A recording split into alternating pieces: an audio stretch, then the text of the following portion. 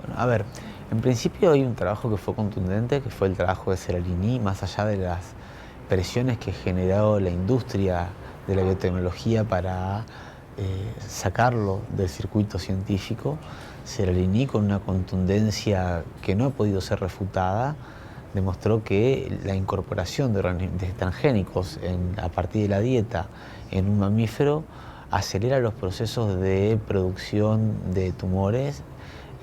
altera los procesos de regulación endocrinos del organismo y claramente afecta la salud integral de mamíferos, de ratas, que curiosamente son los mismos modelos que utiliza Seralini, los que utilizó Monsanto para decir que su maíz transgénico no era dañino para la salud. Y cuando Monsanto presenta el trabajo es válido y cuando Seralini lo presenta con la misma metodología no. Y son los modelos en ratas, los modelos que utiliza la industria farmacéutica para probar los medicamentos antes de largarlos al mercado, pero entonces cuando el resultado de utilizar en esas ratas las sustancias transgénicas o agrotóxicos son malos para la industria, resulta que trabajar con ratas o con animales no es extrapolable a los seres humanos. Bueno, esas son las contradicciones que tiene un sistema científico que pretende trasladar el peso religioso del Dios católico apostólico romano de fines del siglo XIX a un nuevo Dios, ahora llamado ciencia, indiscutible, impoluto, que poco falta para que nos quieran convencer que fue el que creó el universo antes de que nosotros la creemos a ella, ¿no? Entonces, las organizaciones sociales tienen elementos, en principio, porque son referentes de los vecinos y vecinas, de los ciudadanos que padecen los problemas que la biotecnología ha generado. Claramente hoy tenemos un incremento de problemas y patologías gastrointestinales, que hay líneas de investigación que ya están empezando a vincular muy fuertemente con la ingesta de elementos transgénicos en una dieta, incluso sin haber sido advertidos de esto. Uno cuando come un alfajor no es advertido de que ese alfajor contiene lecitina de soja y jarabe de maíz de alta fructosa, que se hace con soja y con maíz, que en realidad no son ni soja ni maíz, sino que son eventos transgénicos que hoy han reemplazado la tradicional soja y el maíz, ¿no es cierto? Hace 20 años atrás un alfajor tenía azúcar, no tenía jarabe de maíz de alta fructosa, que es una grasa que además es presentado como un azúcar natural cuando en realidad es una grasa dañina con alto nivel de capacidad de generar adicción y con una fuerte impronta en el desarrollo y en el estímulo del crecimiento de la materia grasa en el organismo. La lecitina de soja transgénica como emulsionante de los productos farináceos, está en casi todos los productos, incluso en aquellos que se presentan como productos saludables. Uno compra las barritas de cereal para adelgazar o para estar más sano y tiene jarabe de maíz de alta fructosa o lecitina de soja. Entonces, bueno, eso no se nos advierte, no se nos avisa y se nos priva un derecho básico que es el de poder elegir qué queremos comer. Cuando un vecino, cuando una organización social empieza a preocuparse por esto y empieza a buscar en la literatura científica y a encontrar científicos que, porque están preocupados de verdad por lo que pasa en el mundo, han dedicado su tiempo y su vida a investigar estas cosas, lo primero que se encuentra, o en segundo lugar encuentra una industria que ha cooptado los mecanismos tecnocientíficos al punto de que hasta el Premio Nobel de Medicina del 2013 salió a decir públicamente que no publicaba más en las revistas científicas porque no son ni más ni menos que pasquines de las industrias químicas. Bueno, a confesión de parte, relevo de pruebas, dicen los abogados, ¿no es cierto? Un viejo reformista, joven de la Reforma Universitaria de 1918 en Córdoba, que era Deodoro Roca, decía: en los exámenes respondan con preguntas. Entonces, a esta pregunta se diría, bueno, ¿qué es la ciencia? ¿Quién es la ciencia? ¿O es que la ciencia no la hace alguien? La ciencia como entelequia neutral, impoluta, es estéril, pero estéril de esterilidad, de incapacidad de producir vida y de garantizar algo después de ella. La ciencia no es ni más ni menos que una herramienta construida por seres humanos que pretendían salir del oscurantismo del pensamiento religioso de fines del siglo XVIII. La ciencia no es la ciencia esta que se nos presenta hoy como la ciencia, ¿no? No es otra cosa que una herramienta más de tantas que permiten construir el conocimiento que hoy tenemos los seres humanos de lo que ocurre a nuestro alrededor. Ahora, ¿podemos hablar de la ciencia? O en todo caso deberíamos empezar a reconocer que existen muchas ciencias, que existen muchas formas de construir saberes con distintas metodologías, con distintas sistematizaciones, con distintos tiempos y con lógicas absolutamente distintas en algunos casos. Yo creo que no hay una ciencia,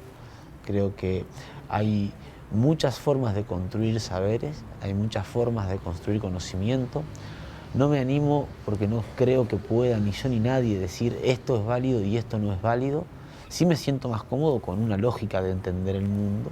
que por lo tanto me ayuda a construir el saber y el conocimiento desde un lugar sostenido en un sistema de lenguaje que claramente no es el lenguaje neodarwinista de la competencia y la supervivencia del más fuerte, sino que es el lenguaje de la cooperación, del mutualismo, que es el que hizo posible la vida en el planeta. No nos olvidemos que nosotros no somos el resultado, aunque nos hayan querido hacer creer que sí, de una lucha a muerte entre fuertes y débiles. Nosotros somos el emergente de un diálogo permanente de más de 15.000 millones de años entre las diferentes estructuras que componen la materia del universo, que se va organizando y que va transitando a lo largo del tiempo, que es una dimensión que hoy estamos queriendo olvidar y yo creo que necesitamos recuperar, la dimensión tiempo, que es la que permite que la evolución sea y que nosotros seamos, junto con la otra dimensión también pretendidamente olvidada o negada por una parte de la ciencia, que es la diversidad. Nosotros pertenecemos a una organización que es la Unión de Científicos Comprometidos con la Sociedad y la Naturaleza de América Latina, que no es un sello más, es en todo caso un espacio de encuentro que abre sus puertas para que sigamos encontrándonos quienes en distintos lugares de nuestra América Latina, de nuestra Via Yala, vamos construyendo saberes con distintas metodologías, con una mirada acerca del mundo y de la vida mucho más integral que esa mirada cartesiana, esa mirada separatista, fragmentadora, que nos quiso hacer creer, y estuvo muy cerca de lograrlo, que para poder conocer lo que ocurre y lo que permite la vida, como dijo algún premio Nobel de Física alguna vez, cuando decía las relaciones que permiten la vida de un cachorro son tan complejas que para poder identificarlas y estudiarlas tenemos que matar al cachorro. Digo, si esa es la ciencia a través de la cual queremos conocer el mundo, permítanme desencillar y bajarme hasta que aclare. Yo creo en otras ciencias, creo en las ciencias del diálogo, del encuentro, que no necesitan aniquilar la vida para poder investigarla, sino que la van investigando en los andares, que la van investigando desde el respeto y el reconocimiento de la diversidad. Si recuperáramos este entendimiento y este saber ancestral de que somos gracias a que en algún momento estructuras diversas pudieron dialogar amorosamente y cooperativamente, articularse para construir una nueva forma de vida, y que eso generó una necesidad de mucho tiempo transcurrido, podríamos entender por qué no puede ser nunca lógico, saludable y mucho menos favorecedor de vida un proceso que pretende negar la diversidad, homogeneizar y al mismo tiempo disminuir los tiempos, porque el tiempo vale. En realidad el tiempo es aprendizaje y eso lo entendieron muy bien quienes lograron domesticar el maíz, no para ganarle al maíz, sino para con el maíz poder seguir sobreviviendo. Desde el diciembre del 2010 venimos desarrollando este dispositivo de evaluación final de la carrera de medicina, que es el campamento sanitario. Al día de hoy tenemos 26 localidades de Argentina ya relevadas con este dispositivo, hermanadas con la facultad a partir de este dispositivo. Estos son más de 120.000 personas en total que viven en esas localidades. Hemos evaluado casi 100.000 de esas personas han sido entrevistadas y nos han respondido para poder construir un perfil de moro y mortalidad referido. ¿Qué significa esto en términos más coloquiales? O sea, un registro que nos permita saber, según lo que la gente dice, cuáles son los principales problemas de salud y las principales causas de muerte de los últimos 20 años. Y en ese sentido nosotros hemos encontrado en estas 26 localidades, que son de 4 provincias distintas de la República Argentina, que contrariamente a lo que aparece en los registros nacionales, estadísticas del Ministerio de Salud, hay enfermedades que en estos pueblos tienen una presencia muy importante y a nivel nacional no están siendo al menos advertidas oficialmente. Me refiero específicamente a los problemas y trastornos endocrinos, fundamentalmente de la glándula tiroides, que es como un primer centinela de lo que puede estar ocurriendo en nuestro organismo en materia hormonal, porque nosotros estamos teniendo como segunda enfermedad crónica más frecuente, por arriba de la diabetes incluso, el hipotiroidismo, en lo que refiere a la gente que tiene como problema y en lo que refiere a la gente que consume como medicamentos, con lo cual le da fortaleza a la primera respuesta. Nosotros hemos junto con esto también identificado que ha habido un incremento a lo largo de los últimos años de las enfermedades alérgicas respiratorias y enfermedades como asma o EPOC, distintos tipos de enfermedades pulmonares obstructivas. Ha habido un incremento de trastornos neurológicos y empezamos a ver gente de menos de 65 o 50 años, entre 50 y 60 años, que ya tiene Alzheimer o Parkinson. Son enfermedades que históricamente aparecían cuando uno ya había avanzado mucho más en edad. Estamos viendo también con mucha preocupación que empiezan a aumentar los casos de mujeres que no pueden concretar sus embarazos digamos, hasta el fin, o sea, hacen abortos espontáneos y abortos espontáneos a repetición en estos pueblos que, cuando nosotros vemos que al ir recorriéndolos van teniendo todas las mismas características entre sí, pero que no son las mismas que a nivel nacional, nos empezamos a preocupar, bueno, ¿qué tienen en común estos pueblos? Además de habernos recibido como campamento sanitario. Y un elemento muy fuerte en común es que han quedado todas estas localidades, menos una, han quedado en el medio del área de producción de eventos transgénicos veneno-dependientes en los últimos 20 años, que es un modelo de producción agroindustrial que se instaló en nuestro país y en nuestra región y que trastocó radicalmente los modos de vida, pero además los modos de producción y de manejo del territorio. Entonces, donde antes se producía alimento, donde antes había, por ejemplo, tambos porque había vacas lecheras, ahora hay evento transgénico veneno dependiente. Donde antes había vaca, ganado a pasto que recorría la llanura y que comía pasto, y entonces al comer pasto necesitaba de los 4 estómagos para poder metabolizar la celulosa de ese pasto y transformarlo en proteínas para poder crecer y desarrollarse. Ahora había eventos transgénicos dependientes de venenos y las pocas vacas estaban encerradas en corrales comiendo cereales que no eran parte de su estructura nutricional y derivados farináceos, con lo cual,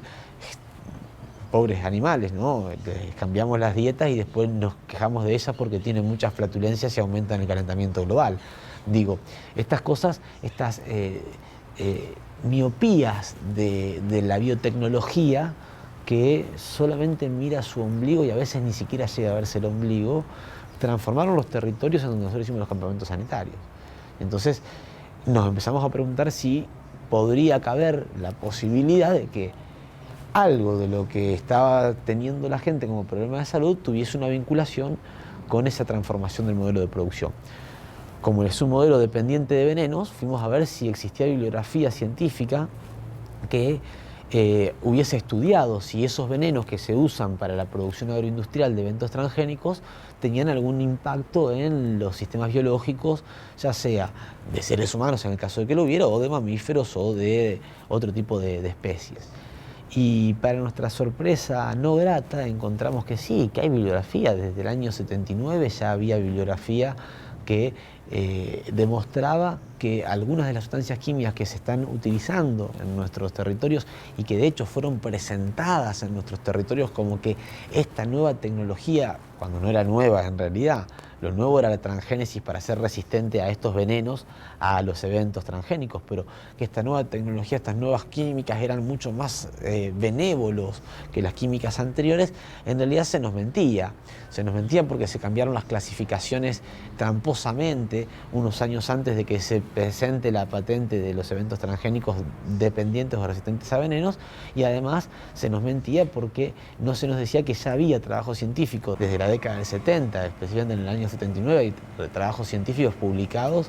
que hablan y demuestran la asociación de la exposición a esas sustancias químicas, fundamentalmente glifosatos y sus coayudantes,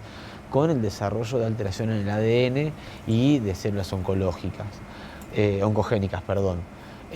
Se nos había mentido porque se nos decía que estas eran sustancias con una clasificación toxicológica muy baja, cuando en realidad hasta el año 86